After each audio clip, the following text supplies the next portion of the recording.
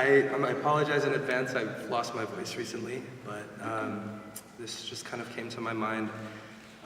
When I was in 9th grade, my mom wrote this piece for Sikhshik.com, and it was a memoir of her experience living through 1984, and I thought it would be fitting to share here. He loved eating tandoori chicken and goat curry.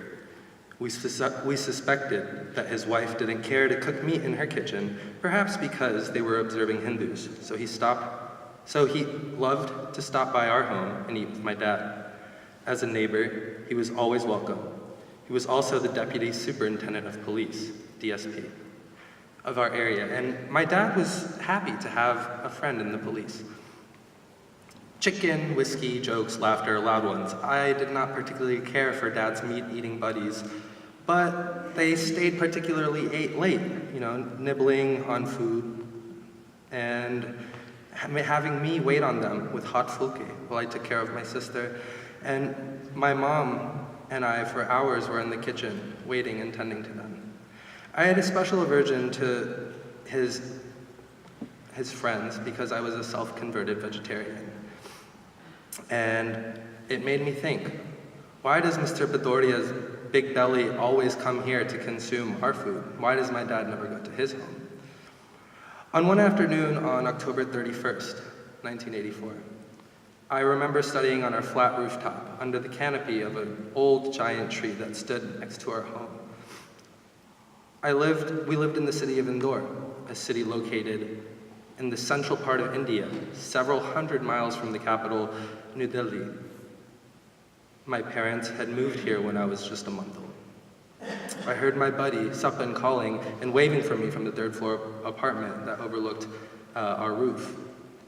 I ran to the end of the roof, and he said, "Haven't you heard? You don't have to kill her anymore. She's dead. Her Sardar bodyguards roasted her." I could see him feeling important, delivering me some sort of news. I froze. I still remember the enormity of emotions that engulfed me, and I shamelessly admit the pride and relief were some of them. Fear was natural, but an afterthought. June of that very year, earlier, a mere 5 months ago, flashed in front of my eyes. I remember when my Masi was visiting us from Delhi, all the way from the train station back home. She was silent and could barely hold her tears. Her face was flushing hot. As soon as she walked inside, she had let go to a wall. Words poured out, Darbar Sahib, Harmandir Sahib. It was attacked. The army killed thousands of innocent Sikh visitors. The Sarovar, the pool, was turned red with blood. They had heard the news of the army assault on the Golden Temple, and on their way on the train to Indore, they were taunted and injured by their co-travelers on the train. For days and days, we talked about what had happened in Punjab, the hurt deep in our hearts, humiliated, enraged. We heard our neighbors and schoolmates and newspapers justify the attack and declare victory over the so-called secessionists in northern India. If you live in our country, behave yourself. Live with your head bowed low, a shopkeeper had told me once. I picked up and paid for the provisions and left quickly. I remembered telling Sapan how I felt, like taking revenge upon Indira Gandhi, the Prime Minister of India, who had ordered the attack on the heart of Sikhism, the Darbar Sahib, and some other 40 gurdwaras when I was just 15 years old. Did she have to launch a full-scale army attack to get a few armed men out of the complex? What happened to the intelligence services?